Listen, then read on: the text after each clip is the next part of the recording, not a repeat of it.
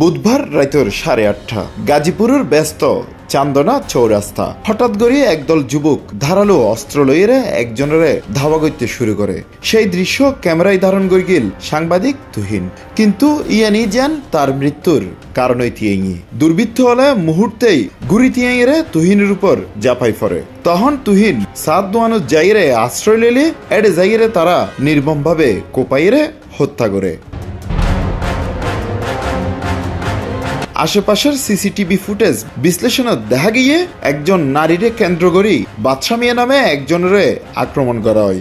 ওই নারীর পূর্ব পরিচিত 4-5 জন সাপাতি সহ আইরে যুবক করে কোপাইতে থাকে। তখন তিনি দৌড়ি ফালাইবার চেষ্টা করলে এই সময় সাংবাদিক তুহিন তা ভিডিও করে।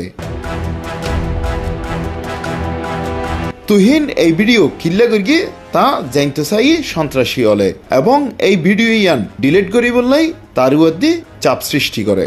এরপর তুহিন যখন ভিডিও ডিলিট করতে রাজি নয় কিংবা ভিডিওর বিষয়ান অস্বীকার করে, তখন ওই অবস্থাতেই তার উপর হামলার ঘটনা ঘটে। আগতনে উৎপাতি থাকা সন্ত্রাসী হলে চাপাতি দা সহ বিভিন্ন দেশীয় অস্ত্রশস্ত্র লইরে তুহিনের নির্মমভাবে হত্যা করে।